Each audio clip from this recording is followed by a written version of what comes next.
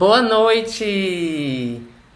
Deixa eu ver como é que eu chamo o Samir. É a primeira vez que eu faço uma live e aí eu tenho que ver como é que eu chamo um amigo, nem eu não sei.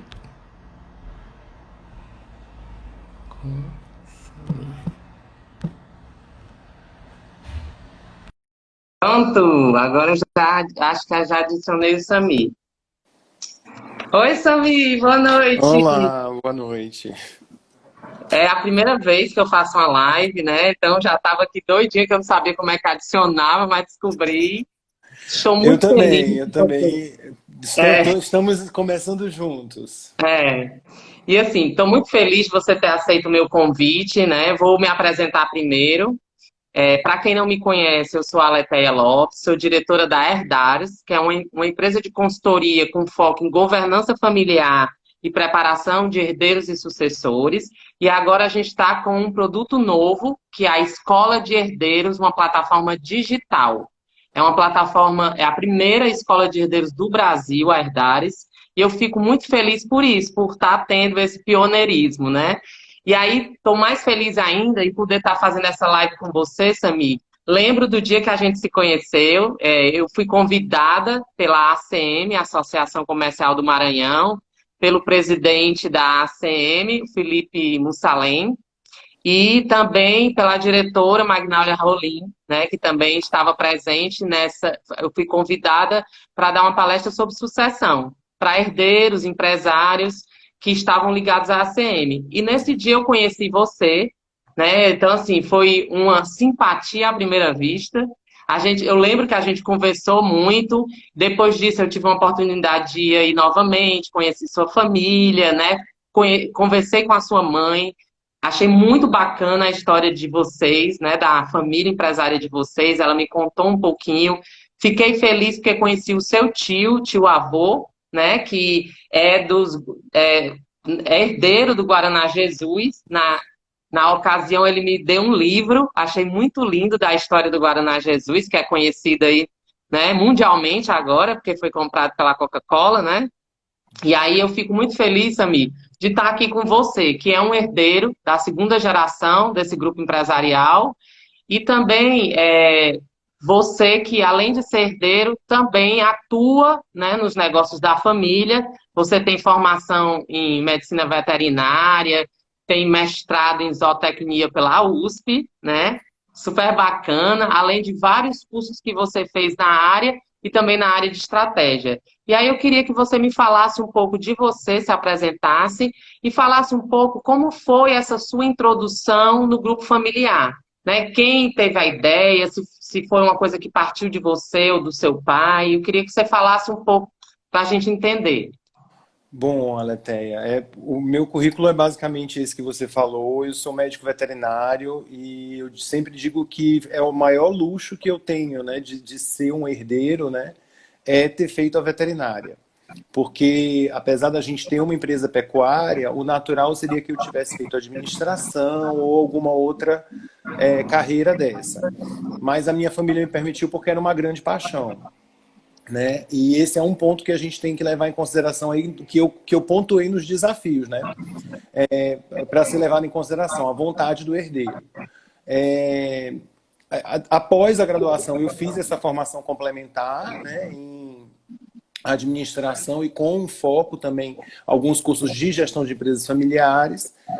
E retornei para o Maranhão, né? Eu fiz tudo isso em São Paulo, eu fiz a graduação lá, fiz a pós e retornei para o Maranhão para fazer parte das empresas da família.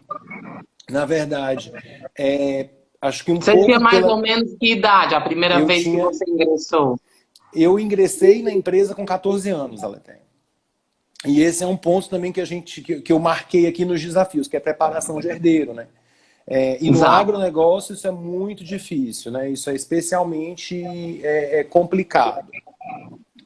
É, Inclusive, eu conversei com alguns herdeiros do agronegócio em um evento da HSM em São Paulo, e eles me disseram muito isso, porque muitos saem, vão estudar na cidade, ou ficam estudando na cidade grande, e quando se formam, muitas vezes não querem voltar para o interior, né? Então, eles falaram, e os pais ficavam muito aflitos com isso. E agora, Meu filho foi na minha expectativa de prepará-lo, mas ele não retornou.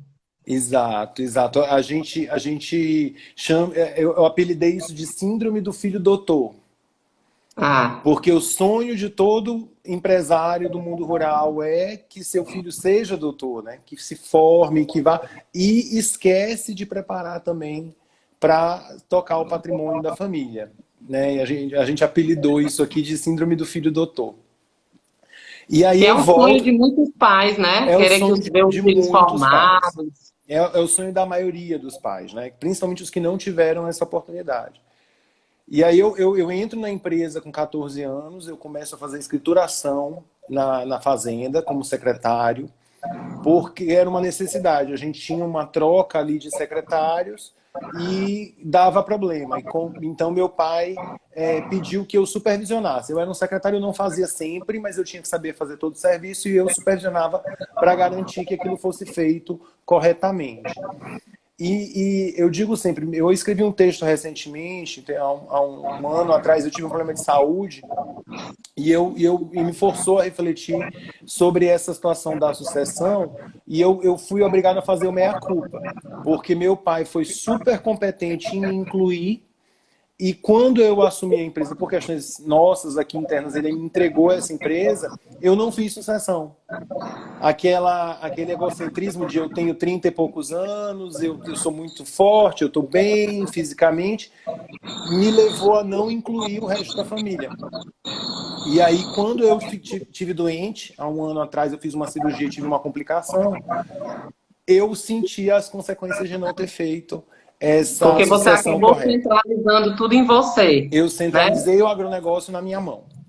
Pois é. Então, E aí eu. isso às vezes é feito pelos próprios pais. Às vezes o E pai centraliza e é o a filho tem essa tendência. dificuldade, É né? a tendência. A Como? tendência Pois é que o é, fundador seja o centralizador. E nesse caso eu fiz isso. foi você. Fui eu que acabei centralizando as responsabilidades do agronegócio.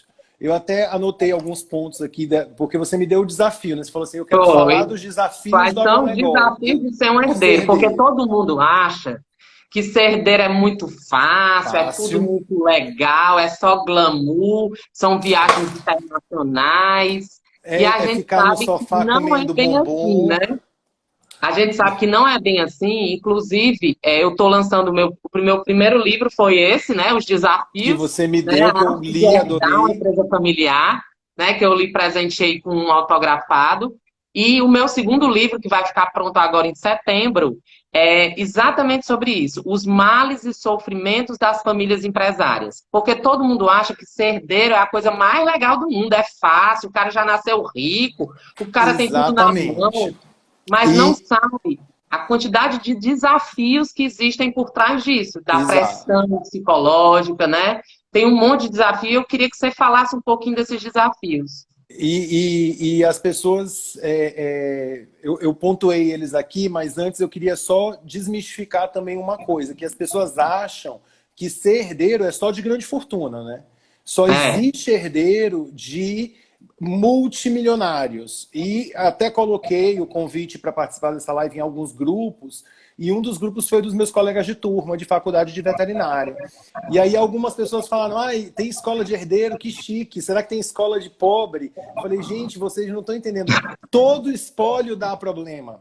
Todo é espólio é verdade. potencial causador de E eu lhe problema. digo mais, Samir, ainda tem um agravante. O herdeiro do pequeno negócio, esse é que tem que se preocupar mesmo em manter o negócio. Por quê? Porque muitas vezes ele não tem um capital de giro grande, ele não tem um lastro tão grande para se manter numa crise, e é muito mais difícil. Então o E os herdeiro tem que próprios estar mais custos do espólio, preparado né? ainda. E os próprios custos do Exatamente. espólio. 7% de transmissão é 7% do Exato. patrimônio todo, incluindo capital de giro, maquinário, tudo. Pois Então, é. tem que ter essa preparação mesmo. Outro ponto que eu queria fazer, antes da gente chegar nos pontos mais quentes, né, da conversa, é fazer um disclaimer. Eu brinco que eu conversando com os amigos, eu falei, olha, eu vou fazer um disclaimer nessa conversa, porque o Gustavo Lima está sendo processado porque ele bebeu muito. O É. CONAR está processando ele. Eu vou ser processado pelo PROCON, pelo Defesa do Consumidor, porque minha família, a gente parando para analisar criticamente o que a gente faz no dia a dia tem uma maturidade, uma calma. Quando a gente está no dia a dia, às vezes a gente toma decisões e atitudes mais imaturas. Então, para minha família não dizer que eu fiz uma propaganda enganosa, ou para algum herdeiro não achar que só eu sei, ou como é possível, enfim, fazer um disclaimer. Aqui a gente está tendo uma conversa, eu tive a Um oportunidade de bate-papo. parar e pensar criticamente nas coisas e fazer uma coisa estruturada. Então, não se culpe se você é herdeiro e não cobre do seu herdeiro se você é fundador, É isso saber sempre mesmo. as coisas certas, porque a gente faz as coisas erradas no dia a dia.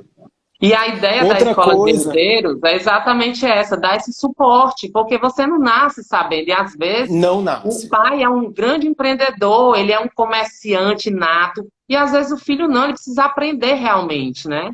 E a gente precisa aprender, Aletheia, o tino comercial, a gente precisa aprender a administrar, a gente precisa aprender essas coisas que a gente aprende na faculdade, aprende num curso, né? E que eu tenho certeza que é o que se propõe a escola a herdar, mas a gente também precisa aprender a falar com mais naturalidade sobre alguns assuntos que são extremamente incômodos. Né? Exato. Nós, brasileiros, não gostamos de falar de morte. Nós, brasileiros, não gostamos de falar de dinheiro publicamente ou para os outros. Nós, brasileiros, não gostamos de falar de casos extraconjugais. E são três dos assuntos que quem vai falar de herdar, de transmissão de bens, de espólio, precisa ter uma certa Com naturalidade e certeza, maturidade para discutir. para tratar Né? esses assuntos. Exato. Então, Eu falar... lembro, só fazer um parêntese, Samir. Uma vez um cliente me veio, né, me perguntou, veio atrás de mim, e aí marcou uma reunião. E né, eu lembro que ele chegou para mim e disse assim: olha, eu quero lhe contratar para você dizer para minha família que eu tenho um filho fora do casamento. Aí eu olhei para ele, aí disse assim: mas o filho é meu? Aí ele disse: claro que não. Eu disse: então quem tem que contar é o senhor. Não sou eu que tenho que contar.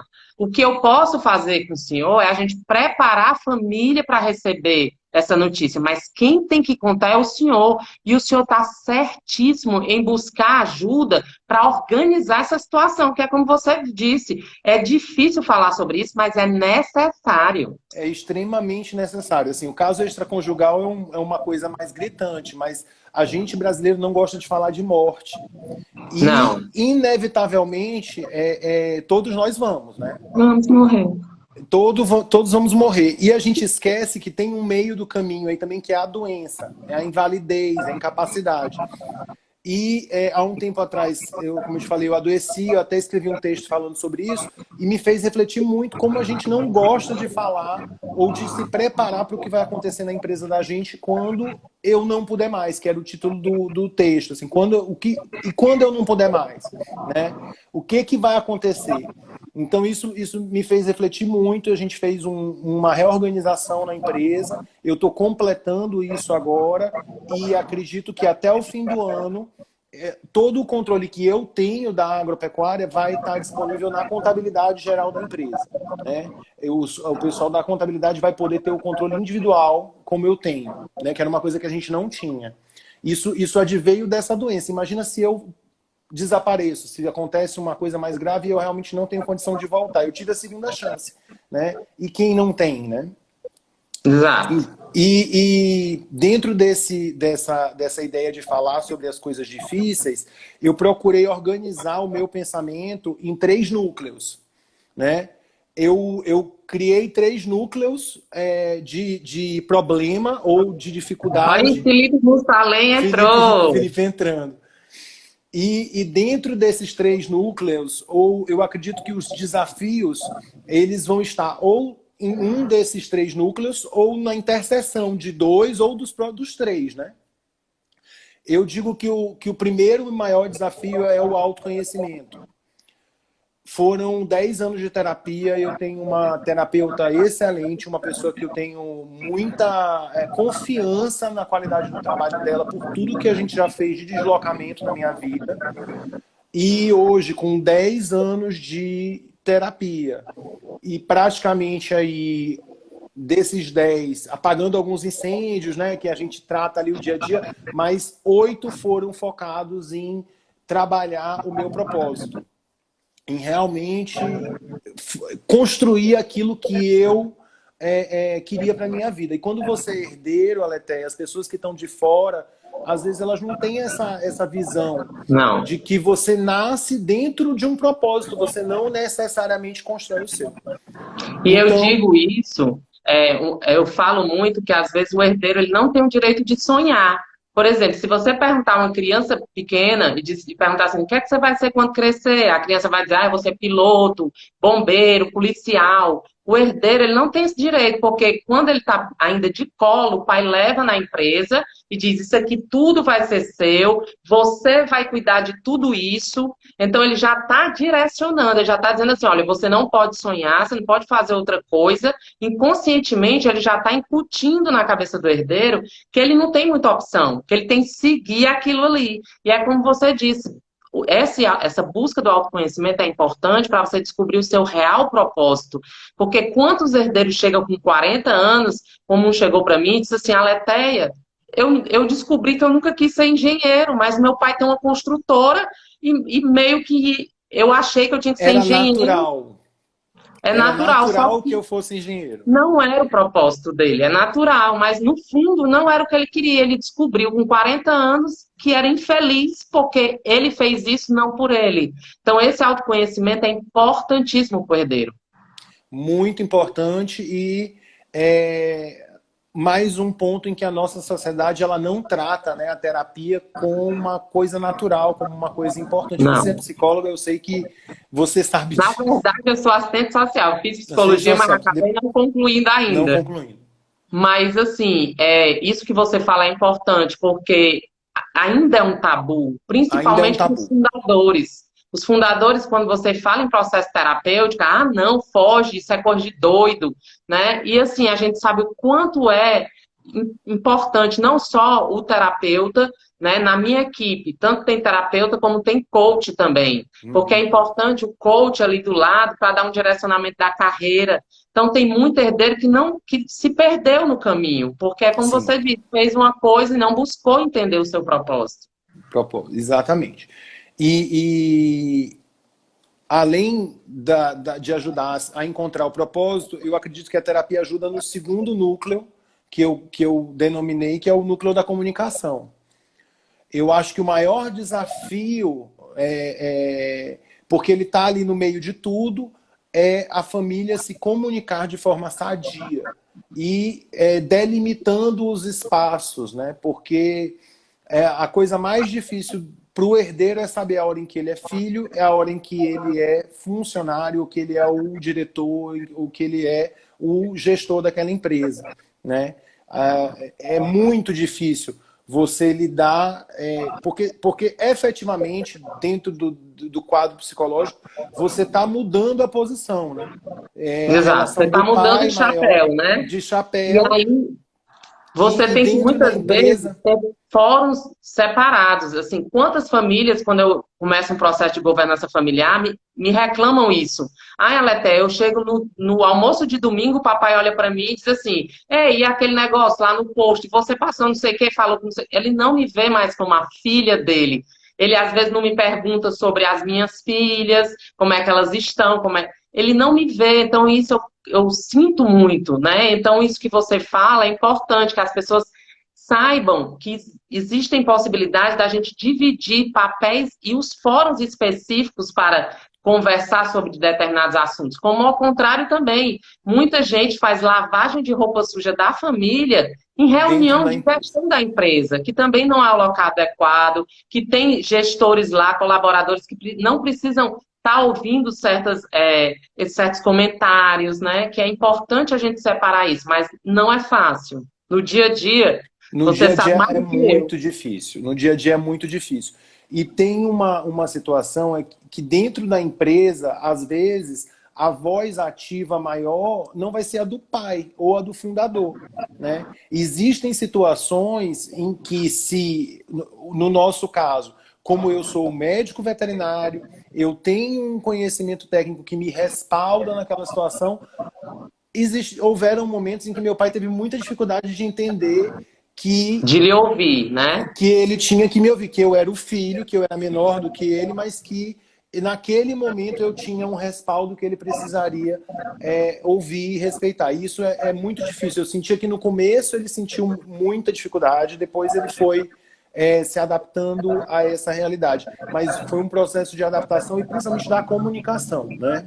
Eu lembro, Samir, só complementando, que uma herdeira chegou para mim e disse, Alex, eu não entendo meu pai.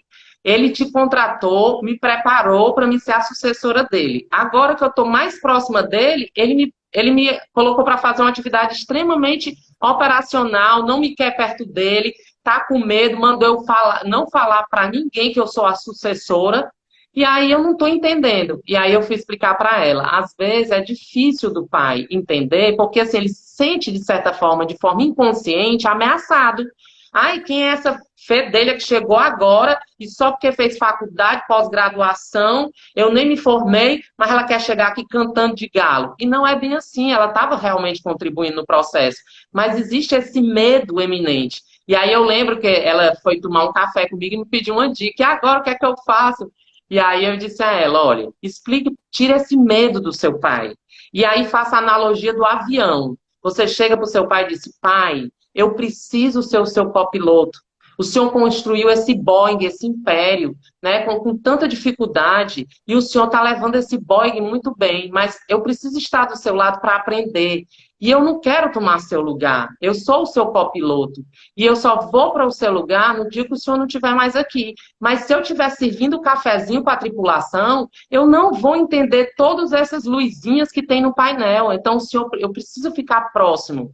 Mas não tenha medo, porque esse lugar é seu. E eu não quero que quando for a minha vez de pegar eu não sei nem o nome daquele negócio do avião, né? Da direção lá do avião. Quando eu tiver que pegar essa direção, que eu tenha capacidade de fazer isso, não derrubar o avião que o senhor construiu com tanta dificuldade. E ela disse, Aletheia, aí depois encontrei com ela, e aí, deu certo? Melhorou? Ela disse assim, não só melhorou, como ele me deu um aumento. Então, assim, aí eu disse, então deu certo, né? Além de deixar você na posição que você está, você ainda recebeu um aumento. Mas tem isso, às vezes é inconsciente, esse medo, né? De que o filho chegou e vai cantar de galo e vai dizer como é. Exato. E isso só se dissolve com uma boa comunicação, né? Essa ferramenta aí não tem jeito mesmo. Aí realmente tem que ter um coach na equipe como você tem, ou tem que ir fazer os cursos de comunicação, e foi essa a minha proposta. As minhas irmãs fizeram o método CIS, eu estou fazendo esse BPNL, que eu gosto mais, um pouco menos de psicologia positiva, eu acho o método CIS um pouco animado demais para minha pessoa. E eu acabei indo para a Sociedade Brasileira de Programação Neurolinguística, lá com Augusto Cury, para fazer o ferramental de comunicação, que eu achei mais o meu jeito, mais a minha cara. E, por último, o núcleo da governança, né? O núcleo realmente de estruturação de contratos, né, de regras. Eu acho que se a gente colocar esses 3 núcleos no mapa, os desafios do herdeiro eles vão estar ali gravitando entre esses 3 grandes núcleos, né? Vai ser algo entre eles sempre. Sempre o desafio vai ser comunicar-se melhor, para saber melhor onde quer chegar, né, que é a questão do autoconhecimento, ou realmente estabelecer regras mais claras E para a essas gente regras são trabalhar. importantíssimas. Eu sempre digo a eles, ó, quando eu estou implantando a governança familiar, eu digo a eles, é importantíssima a construção dessas regras, que é o protocolo familiar. Porque essas regras vão dar um direcionamento, um conforto para a família. Então, assim, eu sei até onde eu posso ir, eu sei quais são os meus limites, as minhas fronteiras, eu sei como não invadir o espaço do outro, porque isso muitas vezes não está definido. E A aí, eu já maioria das cheguei vezes numa não tá. empresa que os herdeiros todos faziam tudo. Então, não tinha delimitação de espaço. Então, a possibilidade de conflito é muito grande. Eu disse a eles, gente, é a mesma coisa de um semáforo queimado. Todo mundo vai querer passar ao mesmo tempo, porque não tem uma regra, não tem um sinal vermelho para eu parar, E aí, né? quando bate, dói, né? Quando Dói, pisa um no dói, pé do tem outro. prejuízo, porque quando começam a brigar e esquece do negócio. E é E, uma briga, às vezes, tão irracional, que aí entra numa esfera tão irracional que esquece do negócio. E o herdeiro sofre muito. Porque muitas vezes ele está no meio dessa turbulência, às vezes ele não queria nem estar ali, né? Não era nem uma vontade dele, não era o propósito dele estar ali. Ele está no meio daquela confusão, né? Então, assim, o ideal é que o herdeiro possa, como você, buscar o seu propósito, ter seu autoconhecimento, para que ele possa decidir: eu quero seguir linha de sucessão? Não. Eu quero empreender, mas eu sei que eu posso ser um bom acionista no futuro. Se eu conhecer mais do meu negócio familiar, se eu entender como é que a fortuna é gerida, né? Como é que o negócio anda, quem são os stakeholders, quem está à frente do negócio. Então é muito importante essas regras para exatamente dar direcionamento para os herdeiros. Nesse grupo que eu coloquei, a gente estava falando essa questão de valor de fortuna, né? Esse grupo dos meus colegas de turma. E aí chegou um momento em que eu tive que falar textualmente. Falei, olha, parece aquela frase de filme de super-herói. Com grande poder vem grande responsabilidade. Foi o tempo, acho que talvez há 300 anos atrás, uma fortuna era um privilégio. Você podia não fazer nada, não ter responsabilidade nenhuma, e essa fortuna estaria ali protegida porque ela demorava, o capital girava mais devagar. Nos dias de hoje, nesse século, eu acho que isso não existe. Se você tem esse grande poder econômico do tamanho que ele for, você tem uma responsabilidade paralela e do mesmo volume para com ele. Se você for irresponsável, ele vai se dissipar. Meu pai tem algumas frases que ele fala e a gente considera elas mantra lá em casa. E uma delas é: se dinheiro não aguenta desaforo. Meu É pai isso fala mesmo. isso sempre, sempre. Ele fala quem falava essa frase, mas a gente considera dele, porque é a cara dele. Meu pai é uma pessoa muito responsável e ele sempre incutiu isso na gente. Dinheiro não aguenta desaforo. Então, esse privilégio que as pessoas chamam, que eu chamo de um poder, é um poder econômico, ele vem com uma grande responsabilidade também. Hoje, se você for irresponsável com o seu dinheiro, com o seu patrimônio, você vai perdê-lo. E aí vem aquela velha história, né? Fulano, o pai dele deixou tanto de dinheiro, tá na merda. Cicrano, o pai deixou não sei quantos mil bois, tá na merda, perderam tudo. Vira aquela anedota que a gente tem aí, não sei quantos casos em que isso É. ocorreu, pela não responsabilização sobre o patrimônio. Agora, se responsabilizar pelo patrimônio não necessariamente é ser o gestor, né, Naté? É Exatamente. Não isso que... necessariamente é você seguir linha de sucessão. Eu digo isso muito para os pais, que eles chegam para mim muito angustiados. Ah, meu filho não quer saber da empresa, meu filho não quer seguir linha de sucessão. E aí eu sempre falo muito para eles que o mais importante é que o seu filho conheça. Eu lembro que um disse assim: ah, minha filha, elas têm que vir para o negócio. Se não vier, eu vou cortar mesada, eu vou cortar tudo. Ela vai ter que vir. Aí eu perguntei para ele. É, Vou lhe fazer uma pergunta. Você casaria com quem você não conhece e com quem você não se apaixonou? Aí ele, claro que não. Eu disse, pois você não pode querer que sua filha case com o seu negócio se ela nem conhece o seu negócio, se ela nem se apaixonou por ele. Então, apresente o seu negócio para ela, mostre como é e deixe ela escolher. Se ela escolher seguir linha de sucessão, maravilha, ela vai se preparar. Se ela não se escolher, ela vai se preparar do mesmo jeito, porque, como você disse, existe uma responsabilidade do papel de herdeiro. E essa responsabilidade passa em você entender o que o seu pai tem de patrimônio, não só o patrimônio físico, que são as empresas, os negócios, mas também a parte imobiliária, mas também o patrimônio financeiro. Então, onde é que estão os investimentos? Então, o herdeiro, ele precisa saber gerir patrimônio, né? Patrimônio, Então, exato. se ele não quer seguir linha de sucessão, ele precisa aprender a gerir. E isso também perpassa por você ter uma orientação. Por isso que eu criei a Escola de Herdeiros. Porque eu vejo quantos herdeiros são soltos, né? Muitas vezes não sabem nem o que quer. E essa geração agora, Samir, você está com... Eu vou revelar aí a idade, né? É. Perto dos 35 anos, então você aí está perto dos 35. Mas quando você pega um herdeiro de 18, 20 e poucos anos, né? Então, assim, ele está totalmente perdido às vezes. Ele não sabe nem o que é que ele quer de faculdade, de carreira profissional. Ele precisa de uma orientação. E não dá mais para fazer como faziam antigamente. Traz meu filho com 14 anos, joga ele aqui de qualquer jeito, ele vai bater. carimbar alguma coisa, tirar cópia, porque não funciona mais com essa geração. Essa geração, ela não quer isso para ela. Ela é muito mais fluida, ela é muito mais, tem muito mais acesso à informação. Então, você tem que tentar aproximar o herdeiro de outra forma.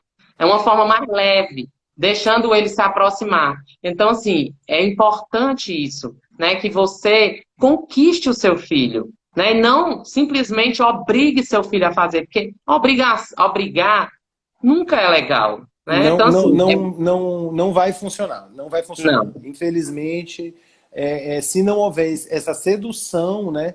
E aí, como eu comentei com você no começo, meu pai foi genial nisso. Ele soube fazer, me integrar na empresa de uma forma em que eu seja completamente apaixonado. Eu tenho uma paixão tão grande pelo meu trabalho e a Legal. minha família me permitiu fazer veterinária, né?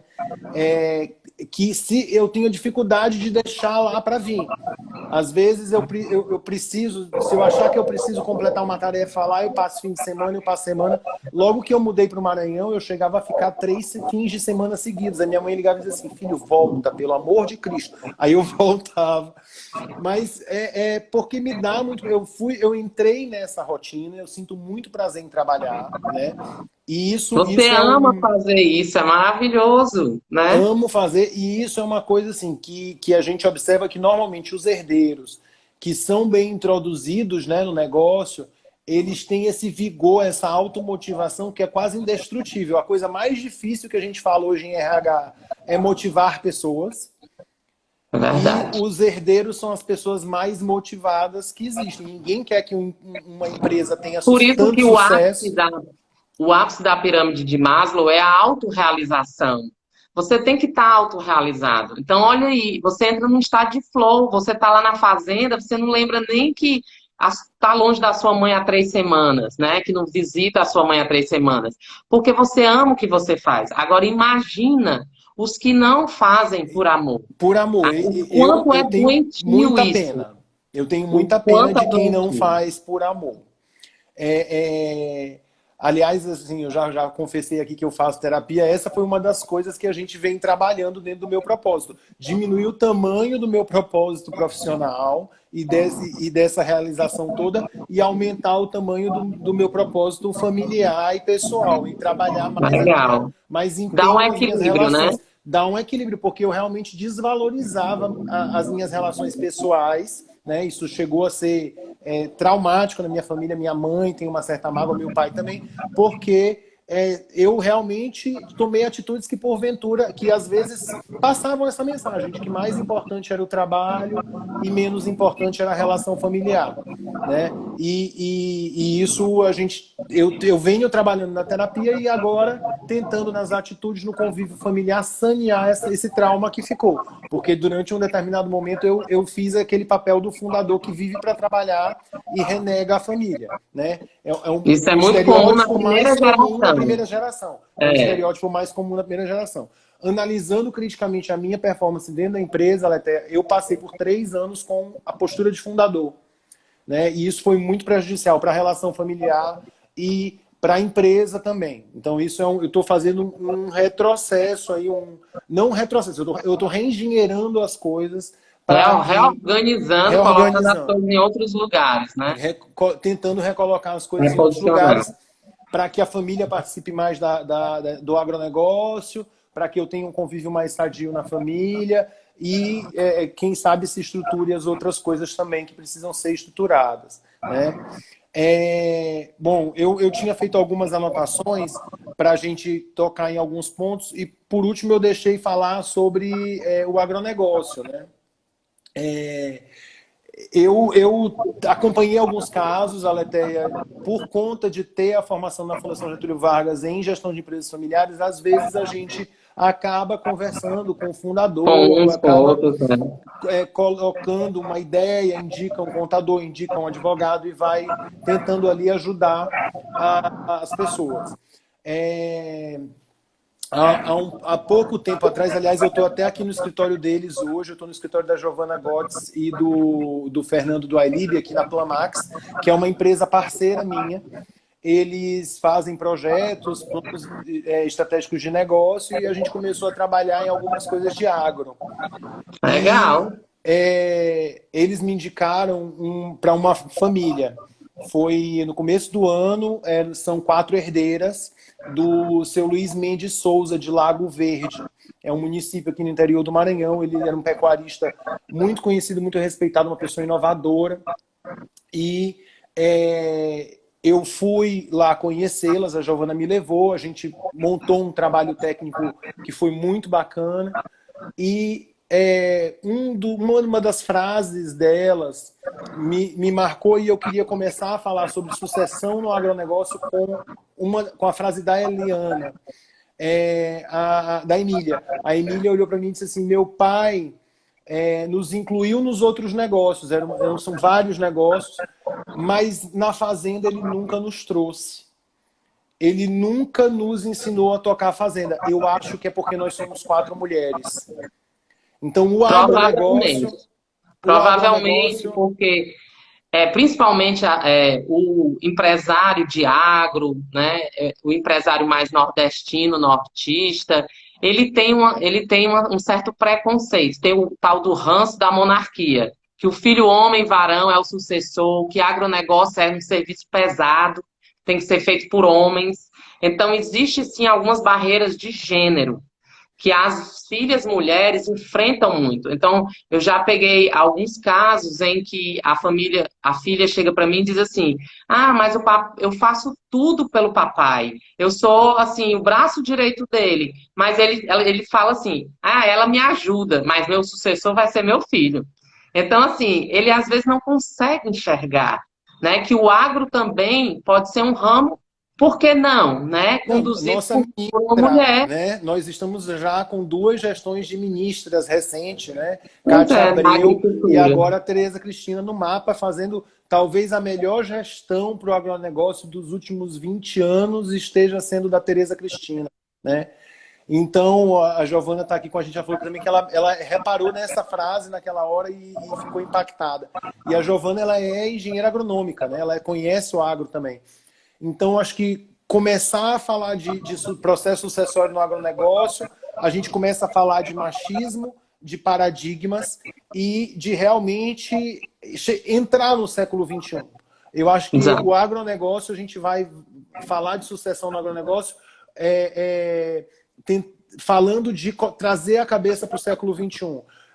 Quando eu vim para o Maranhão, comecei a trabalhar, eu percebi que ainda tem algumas pessoas, infelizmente, com uma cabeça muito retrógrada e que não enxergam que são eles que perdem com isso, né? Com certeza.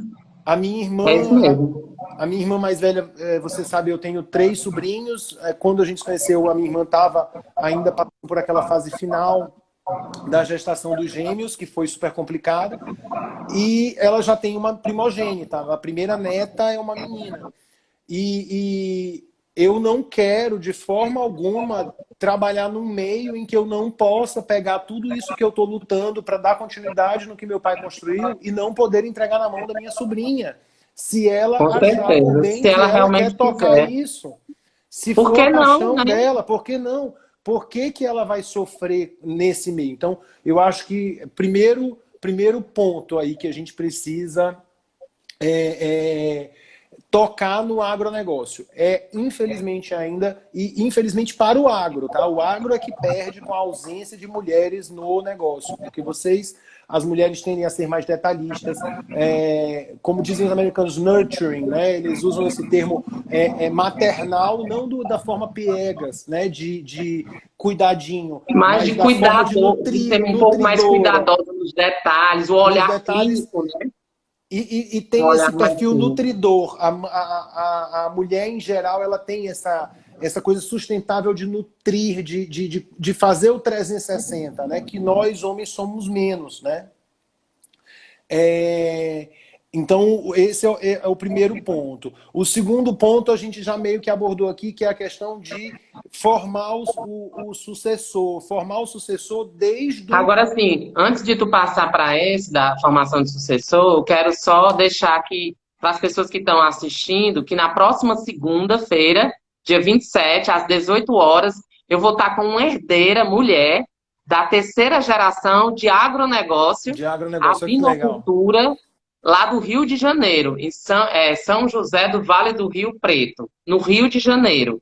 E aí, ela é terceira geração e agro, e ela está se preparando, ela se formou em veterinária recentemente, e ela está se preparando para seguir, talvez, a linha de sucessão. Então, é bom que eu vou conversar com ela sobre esses desafios aí, por ela ser mulher, mulher no agro, como é que ela vê isso, né? Não só do preconceito que às vezes existe na própria família, mas também no meio agro, né? Dos fornecedores, dos clientes, né? De às vezes, não, deixa que eu falo com o pai dela, não quero falar com ela, né? Não, ela não resolve nada, ela é mulher, não resolve, porque tem um preconceito da sociedade, não só da própria família, mas às vezes o preconceito é maior do que a gente pensa, né? Então, É, convido a todos infelizmente ainda vocês, tem. inclusive você, Sami, para Vou estar, assistir com a certeza. live da Raquel Bade, que ela deve estar por aí, Ela tá, para ela já mandou o link e conversar com a está gente sobre acompanhando. isso, e é agro. Bom, além dessa preparação, né, dos herdeiros, assim, falando de preparação de herdeiros, eu acho que a gente precisa separar, né, a preparação de herdeiros nos dois aspectos. Você tem que preparar tecnicamente, ensinar que é um trabalho, as nuances do trabalho, o métier, como se diria antigamente, né? Os aspectos do que tem a ver com o negócio, mas como a gente falou antes, a gente tem que fazer a venda emocional para os herdeiros, né? O herdeiro ele tem que ser seduzido por aquele negócio. E, infelizmente, no agro, o que a gente observa os filhos vão para a cidade para estudar, né, para as capitais em geral. Chega no fim de semana, eles vão para a fazenda montar um cavalo caro que não faz parte do serviço e comer churrasco. E quando estão mais velhos, tomar cerveja. Então, o convívio com o negócio não existe. Não.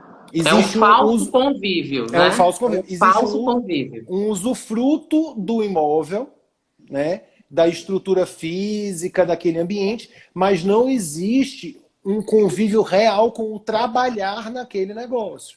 Então, esse paradigma de eu tenho que levar meus herdeiros para o negócio não é suficiente. Fazer family trip para a fazenda é legal quando é Não vai criança. funcionar. É legal Exato. quando é criança. A partir de uma certa idade, isso perde o efeito para o processo sucessório. A gente precisa integrar as pessoas no E negócio. aí, eu até vou aproveitar e falar um pouquinho que, assim, dentro do meu projeto de formação de jovens herdeiros, uma coisa que eu tenho muito cuidado é de, além de fazer um estudo dirigido do herdeiro nas áreas da empresa do pai, para que ele realmente conheça tecnicamente cada área com acompanhamento de um consultor, a gente tem esse cuidado dele fazer um trainee. Então, hoje, eu tenho alguns empresários que recebem os herdeiros para fazer um trainee lá. Por quê? Você falou uma coisa importante. O herdeiro, ele precisa trabalhar hierarquia, que não é fácil trabalhar na empresa da família, porque, eu vou bem ali, o papai deixou. Aí o que é que o gestor dele vai dizer? Vai ficar calado, vai dizer o que é pro filho do dono? Tem que trabalhar disciplina, porque a empresa do papai, eu chego 10, 11 horas. Eu não vou ficar dormindo hoje, não vou. Quando você faz um trainee, numa outra empresa, então você começa a ver que você tem que ter horário, tem que ter disciplina, você tem uma hierarquia dentro da empresa, né? Que você não pode simplesmente chegar e fazer o que quiser. Não é bem assim. Então, é importante, exatamente o que você disse, que não seja um evento. Vamos aproximar o herdeiro aqui, vamos fazer um oba-oba, um evento de final de semana, o herdeiro vai se preparar. Não vai se preparar. É uma preparação de longo prazo. Você tem que dar aulas teóricas, práticas, você tem que ter um acompanhamento clínico, terapêutico, acompanhamento de coaching, porque você tem que descobrir o que é que o herdeiro quer nessa trajetória.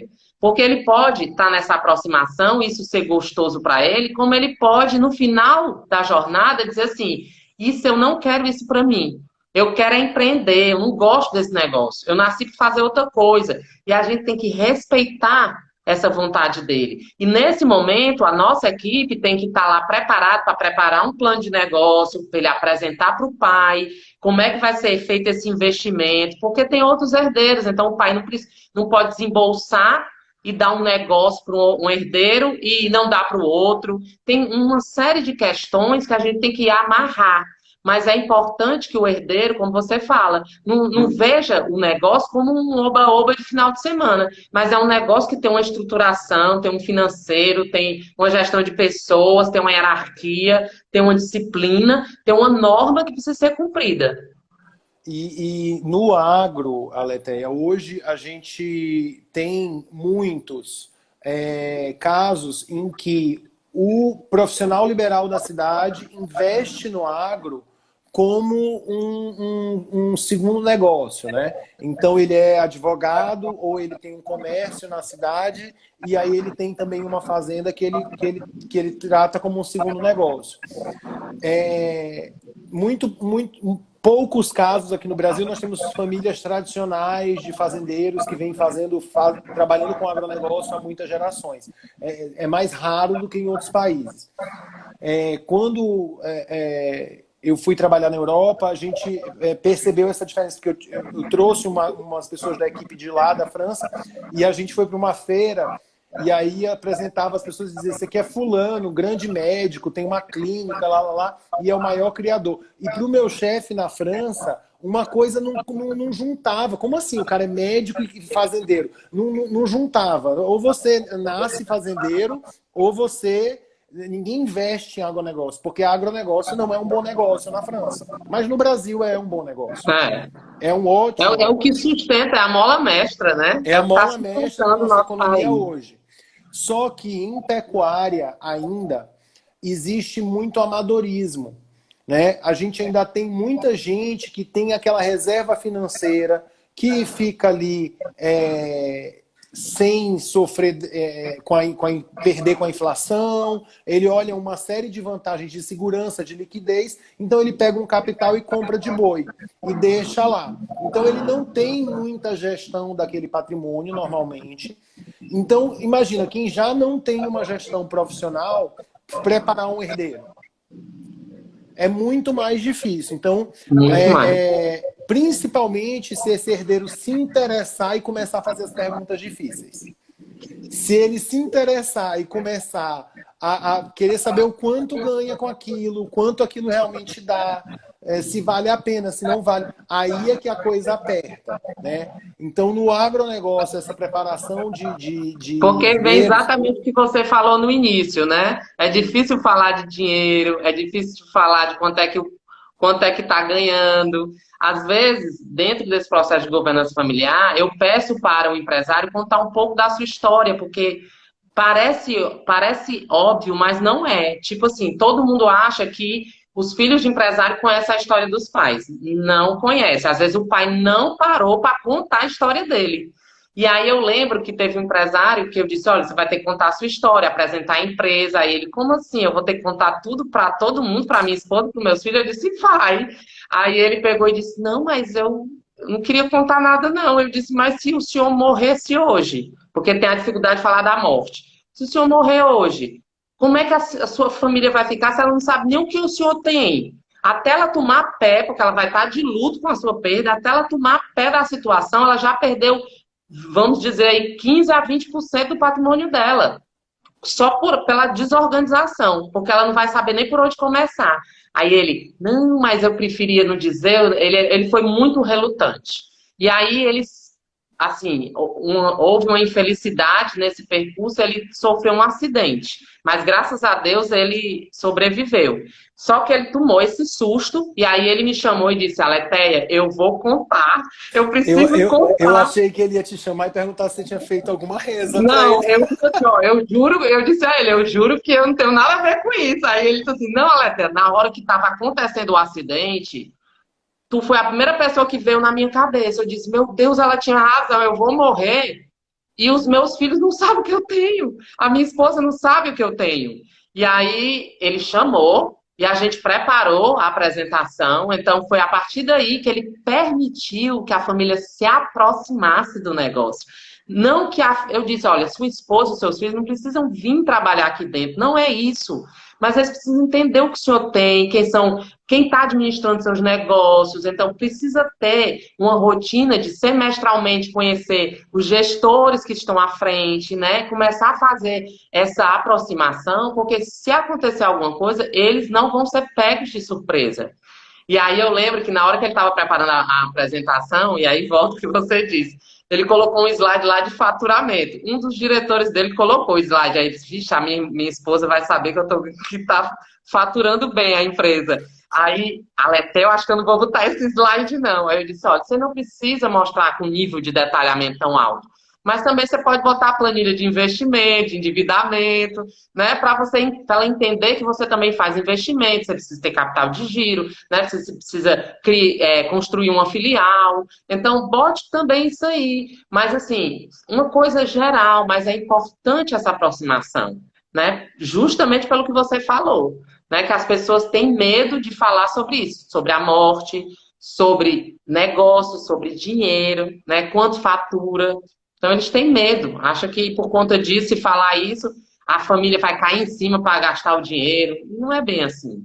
E alguns fundadores, eles têm essa visão de que eles construíram e que tudo aquilo vai continuar refletindo a ordem e a ideia deles, né?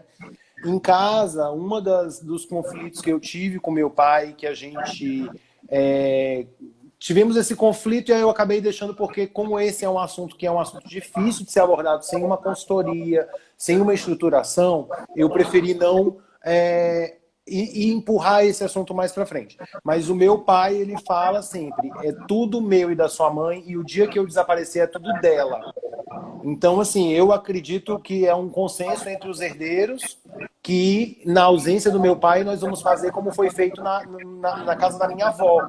Quando meu avô faleceu, os 4 filhos se juntaram, assinaram procuração e entregaram tudo para minha avó, e minha avó fez como quis. Né? E eu acredito que isso é o que faremos, essa é a nossa predisposição. Mas sabemos que isso não é o que a lei versa, né, Aletheia? E que existem caminhos para que ele pudesse fazer com que sua vontade fosse cumprida, mesmo não estando versado na lei. Exato. Então, se ele quisesse passar tudo já para uma holding dos herdeiros, com o usufruto dele e da minha mãe, na ausência dele, usufruto da minha mãe ou na ausência da minha mãe... Era uma grande solução. Era uma solução. Ele ia garantir que sua vontade fosse cumprida. E, às vezes, o fundador ele não tem essa visão de que sua vontade não será plenamente cumprida sem alguns mecanismos. Ou existe risco de não ser cumprida. De não ser cumprida. Porque a gente sabe que também tem os formadores de opinião, não é só o herdeiro, né? Tem os cônjuges, né? Que não são da família, que tem às vezes uma opinião contrária, que já não gosta do irmão, não vai com a cara da sogra, né? E que às vezes tem uma influência direta, né? Então a gente não pode apenas achar que isso será feito só do desejo. Do desejo. Né? E tem os filhos de uma outra legais, relação, né? Exato. Existem formas de organizar melhor isso. Só que o que é que acontece? Quando eu vou trabalhar com meus herdeiros e com os fundadores, principalmente essa questão de criar a holding e colocar com usufruto, eles às vezes têm a sensação de que eles vão perder o poder. E não vão, né? Assim, o usufruto é pleno, né? É pleno. Então, assim, se o senhor quiser tocar fogo, o senhor vai tocar fogo e ninguém faz nada, ninguém pode nem questionar. Mas, assim, até eles entenderem isso, é um processo. É um processo. Quem é do agro, que geralmente é uma pessoa mais rústica, né? É uma pessoa que é do campo. E que né? está mais ligada com patrimônio palpável. Eu vejo isso, meus clientes, eles gostam... Né? Então, assim, ele sente que eu vou perder minha terra, vai ficar no nome do meu filho, como é isso, né? E não vem que o imposto de doação é 4% e o de transmissão em espólio é 7%. Em que uma fazenda de 10 milhões, 3% pesa. É muito dinheiro. É muito né? dinheiro. Numa fazenda de 10 milhões de reais, 3% pesa. 3% é bastante patrimônio, né? Às vezes é a diferença entre ter que descapitalizar a empresa para pagar os custos inventariais e não, né? Exato. O Felipe, ele colocou uma coisa aqui quando a gente Eu tô sem óculos, gente. É por isso que eu não estou Ele, enxergando o que ele, ele estão falando aí. comentou que lá na empresa deles eles têm um evento em que a fundadora passa os valores para os novos funcionários. É uma ideia muito bacana. Legal. Isso me fez lembrar quando eu assumi o agronegócio, a gente fez, eu fiz toda uma reestruturação, eu estava fazendo meu MBA na época, e eu acabei fazendo o plano estratégico de negócio, fazendo toda a estruturação bonitinha ali que a gente gostaria de ter em toda empresa, né? E uma coisa que eu observei, que eu fui fazer quando a gente foi fazer esse plano, foi a entrevista dos stakeholders para saber qual que era a expectativa deles, qual que era a visão deles em relação ao fundador e à empresa. E foi muito legal, porque anos antes a minha irmã tinha feito uma apresentação na Associação dos Jovens Empresários daqui, na AGE, e ela tinha feito uma apresentação dos postos. E eu fiz toda a construção desse material, e aí chegamos lá, missão, visão, valores e os valores. E foi engraçado porque anos separados, né, anos de diferença, acho que foram 2 ou 3 anos de diferença, com metodologias completamente diferentes. A minha irmã montou uma palestra para apresentar o caso, conversou com meu pai, montou ali o que ela acreditava que era os valores familiares e os valores da empresa. E eu, através de entrevistas com stakeholders, eu construí os valores para esse plano estratégico de negócio. E eles foram consonantes. Legal. Eles foram exatamente os mesmos valores, né? Isso é importante. E esse é um ponto também que a gente nem sempre leva em consideração. Tem uma outra anotação aqui. Aqui no Brasil a gente não fala muito de fazer fundo, né? Fazer trust fund. Você não é amarrado com um grilhão e uma bola, né, numa empresa. Você pode muito bem pegar todo esse patrimônio na forma de capital e colocar num fundo, né? Entregar para uma gestão profissional, Existem com diversas auditoria. soluções a ser Existem feitas, diversas mas o mais soluções. importante é ter um passo antes, que é tentar organizar essa comunicação com a família empresária, para que a gente consiga apresentar as soluções que existem e qual é a mais adequada para aquela Para família, para aquela aquele família. perfil da família. Porque isso é que é importante, porque cada família tem um jeitão diferente, tem um perfil, tem uma forma de se vincular ao negócio e à própria família diferente. Isso tudo E, tem que ser levado em consideração, né? e Mas, Tami, eu queria que a gente já fosse começando a concluir, que a faltam 5 concluir. minutinhos, e eu sei que a live derruba a gente. Então, para a gente não derrubar de uma vez, eu já quero ir te agradecendo, né, por você ter aceitado o convite de ser o primeiro, né? Eu era, assim, inicialmente resistente às lives, que eu disse, todo mundo está fazendo live, eu não vou fazer live, não. Mas eu acho que é interessante, sim, né, a gente apresentar que existem desafios enormes para os herdeiros, né? Vou, mais uma vez, mostrar o meu livro, né, que fala um pouco sobre a arte de herdar uma empresa familiar, está na Amazon, né, vocês podem adquirir. E quero te agradecer demais, foi maravilhoso esse bate-papo, foi extremamente enriquecedor. Né? Então, assim, tenho muito a te agradecer pela oportunidade de estar aqui conversando com você. Eu que te agradeço. Esse é um assunto que eu gosto muito. Eu acho que a gente, como eu falei, por serem tabus, a gente conversa muito pouco sobre eles. Mas quando a gente começa a conversar, a gente não para. Exato. Eu estava com um herdeiro esses dias muito rico, conversando. Né? É muito rico e são dores que são comuns.